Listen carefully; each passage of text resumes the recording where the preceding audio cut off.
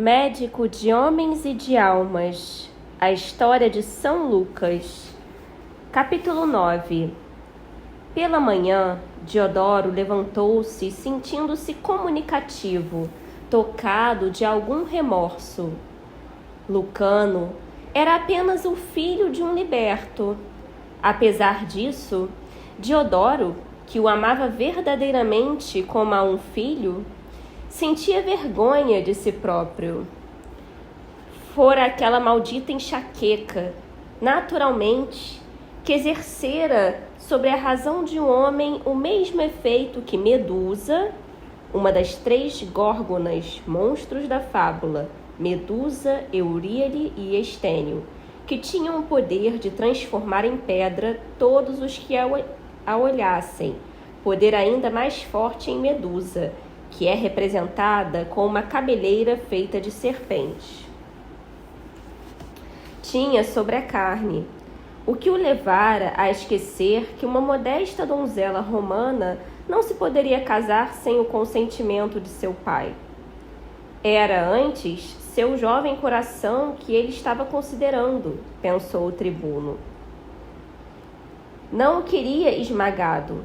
Assim como ele amara Íris, era possível que a delicada e pequena Rúbria amasse Lucano. Aquilo tornou Diodoro mais determinado do que nunca a mandar a menina e a mãe para Roma. Neste interim, concluiu os arranjos para o noivado de Rúbria, à hora da primeira refeição, com Carvilho o piano. Regatearam no que se referiu ao dote. O cauteloso tribuno queria ter certeza de que, se Piso um dia viesse a divorciar-se de Rúbria, ou se ela resolvesse deixar a casa do esposo, o dote lhe seria devolvido. O senador ficara bem-humorado, embora tivesse resolvido deixar aquele lugar impossível na manhã seguinte. Quépta, naquela aurora rosada, esteve no quarto de Rúbria para o costumeiro exame matinal.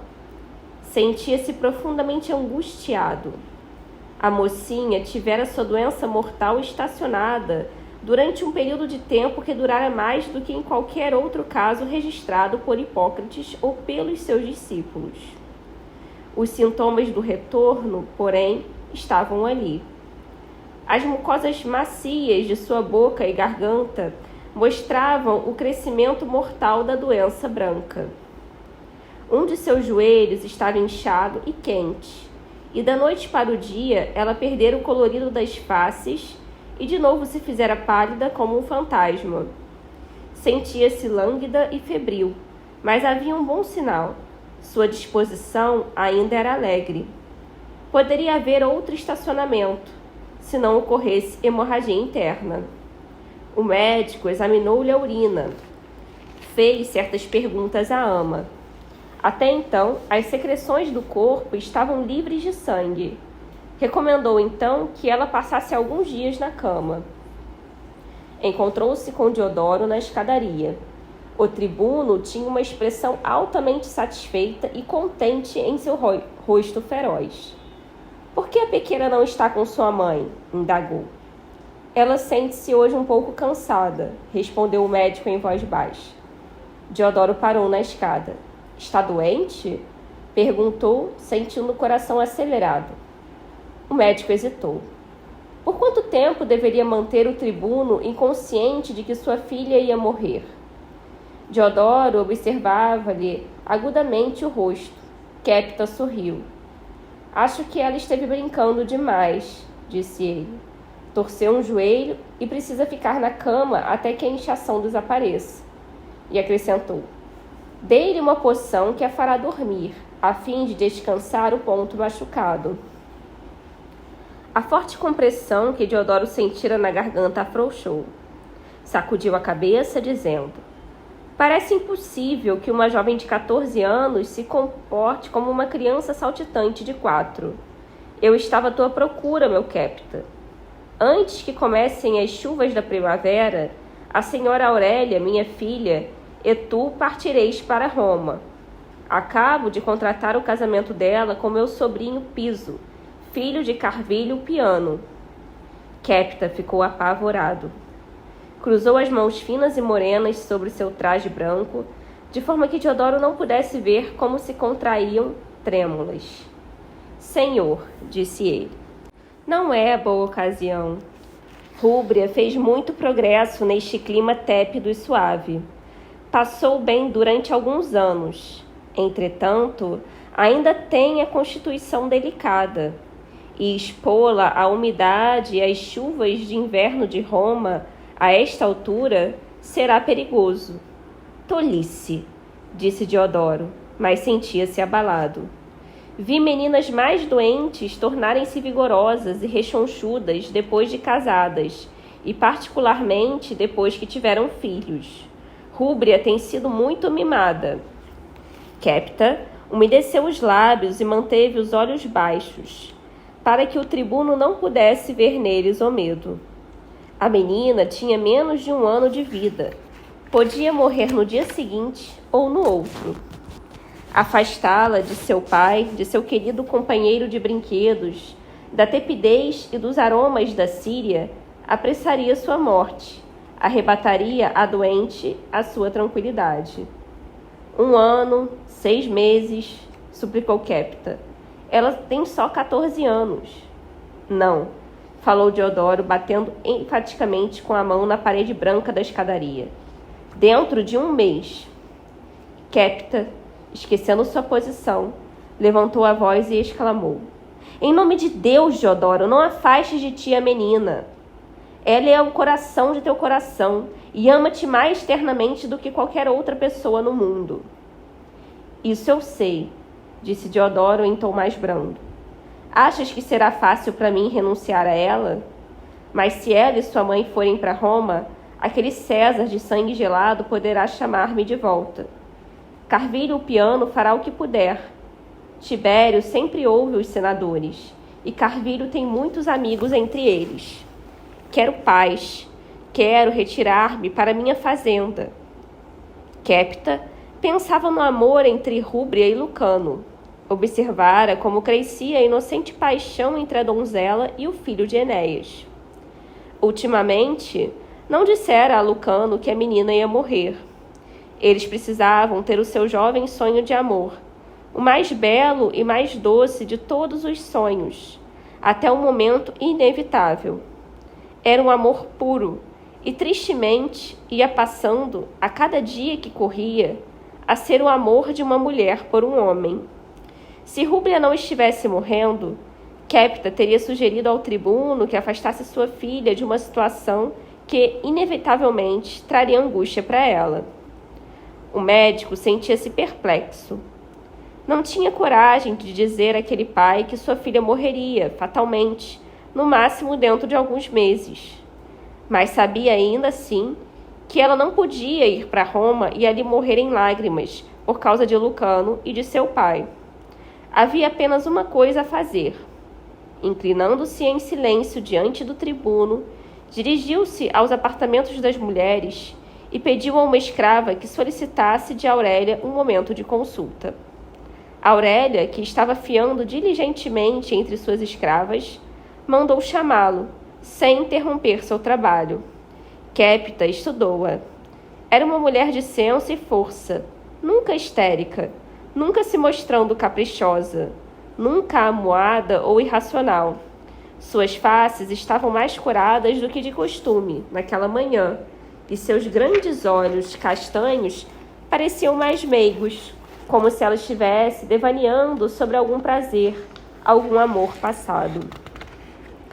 Posso falar-te em particular, senhora? Pediu Quepta. Aurélia imediatamente mandou que suas escravas se retirassem, mas suas mãos continuaram ocupadas. Como está a nossa Rúbria esta manhã? Indagou. Quepta disse: há algo de que te preciso falar, senhora, e que não ouso dizer ao nobre tribuno. Aurélia ficou confuso na mão, e seu pé imobilizou-se sobre o pedal. Empalideceu um pouco, mas seus olhos não se obscureceram, nem se alargaram de susto. Disse serenamente: Rúbria está doente outra vez? Sim, senhora. Ela não pode viver. Morrerá antes do outono.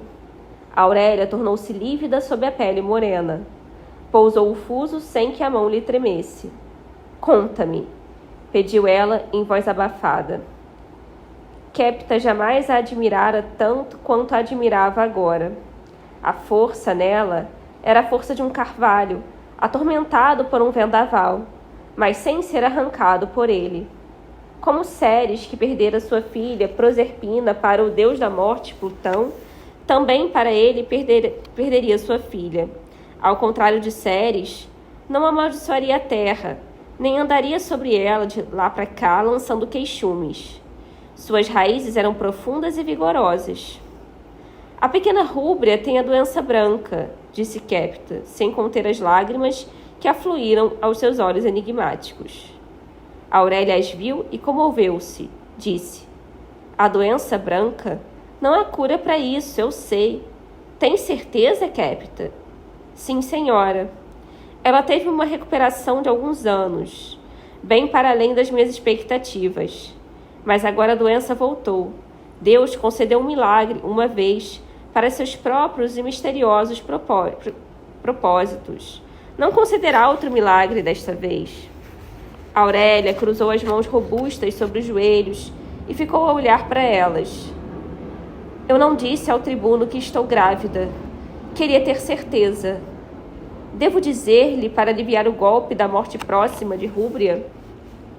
Senhora, dentro de 2 semanas podes falar-lhe na criança que vem, pois então teremos certeza. Mas não lhe fales de Rúbria. Seu coração está nas mãos dela. Aurélia fez um movimento de confirmação. Tornou-se silenciosa durante muito tempo, enquanto Kepta ali estava, em pé, no quarto despido e brilhante. Mesmo a morte ela aceitava com coragem. Que ele tenha paz, que ele se sinta alegre tanto pela filha como pela criança que nascerá, disse Kepta, reverenciando-a. Contei-te a verdade, senhora, porque preciso de tua ajuda. Rúbria não pode ir para Roma.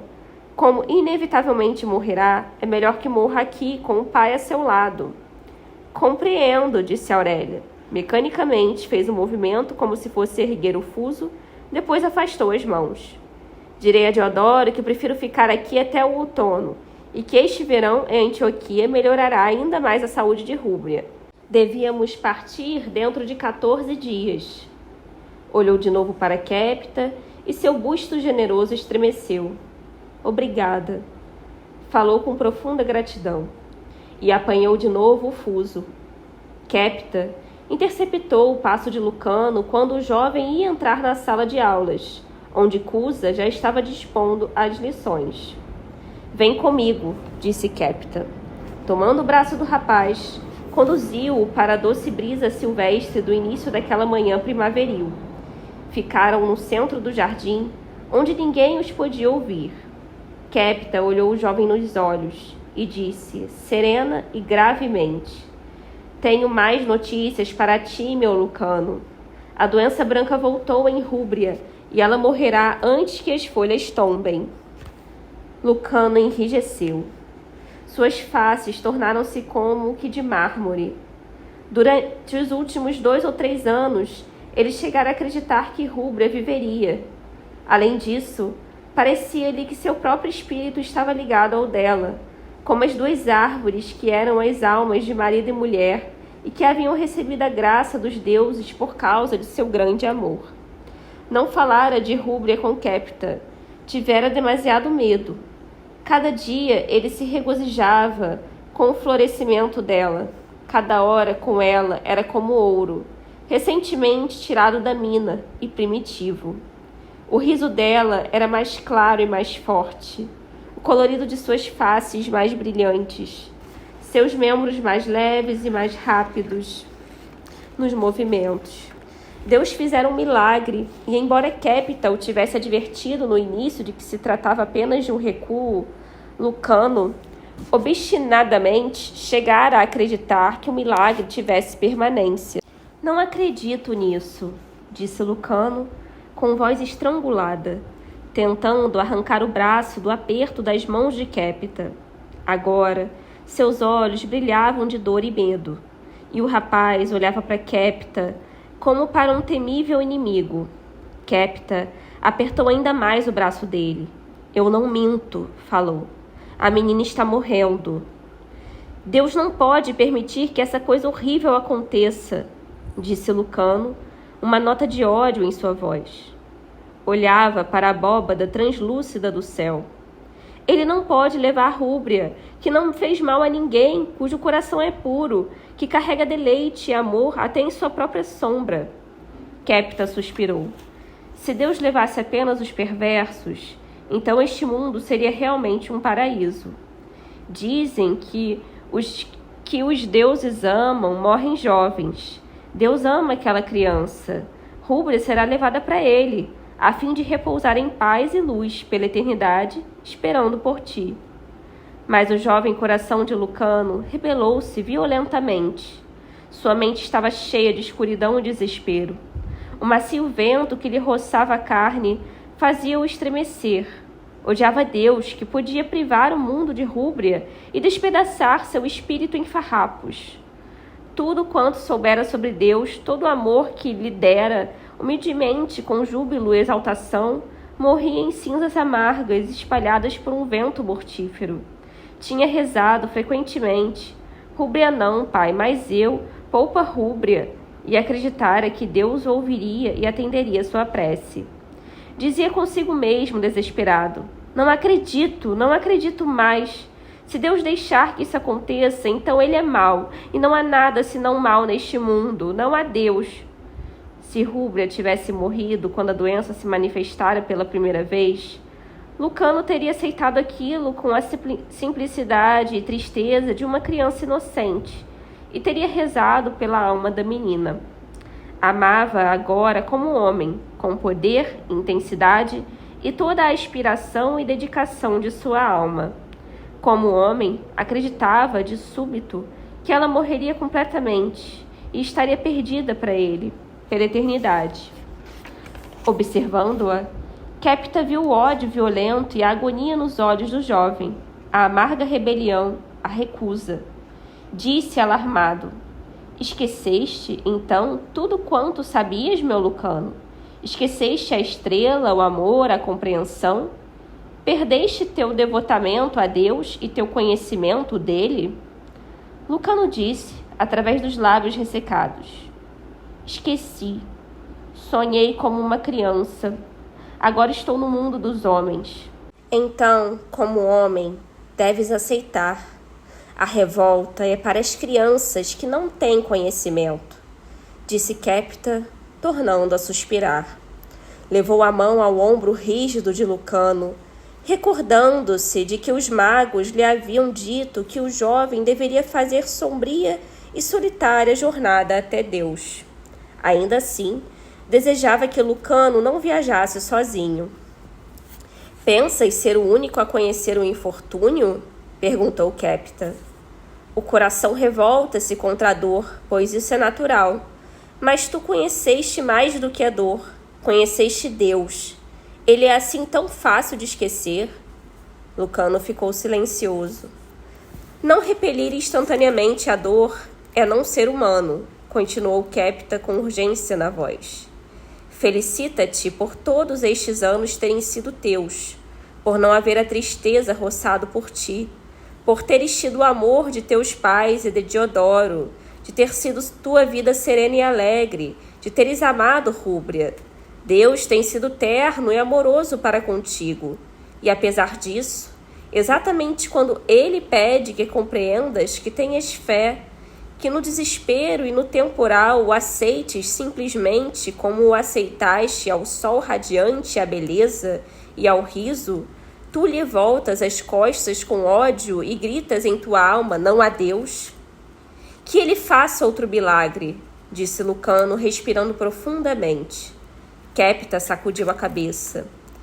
Tu é que vais dispor o que ele deve fazer? E acrescentou: tenho sido teu professor. Tens estado comigo em meio a tantos fatos desagradáveis. Viste dor, sofrimento e morte.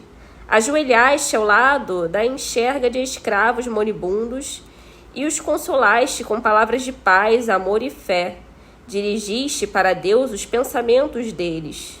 Mas Deus não deve tocar-te. Ele não deve torcer teu coração.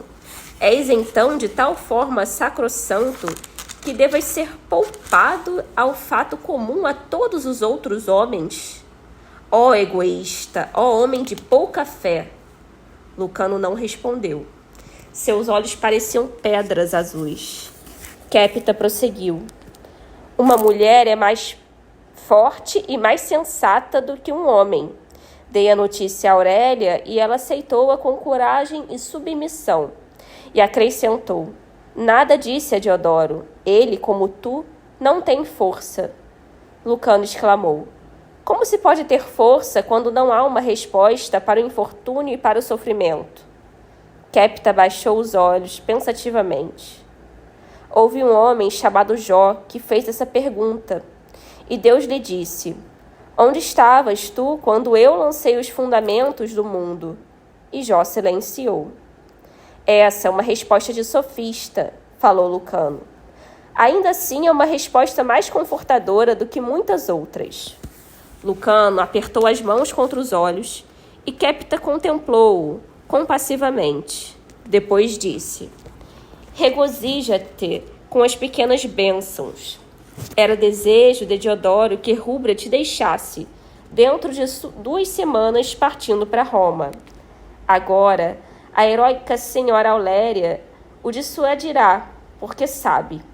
Ela não quer que a filha morra tão longe do pai e de ti. Não pode ser tão nobre quanto uma mulher? Cusa surgiu no jardim. Aí estás, aluno velhaco, disse o professor grego. Queres evitar as lições, não é? Apressa-te, vagabundo. Lucano olhou com raiva para ele, mas Quépita sorriu e tocou-lhe no braço. Meu bom Cusa, teu aluno está pronto. Eu acabo de completar a lição. Voltou-se para Lucano e indagou. Completei a lição? Lucano, porém, olhou para ele sombriamente e deixou Quépita, que o acompanhou com os olhos, tomado de tristeza.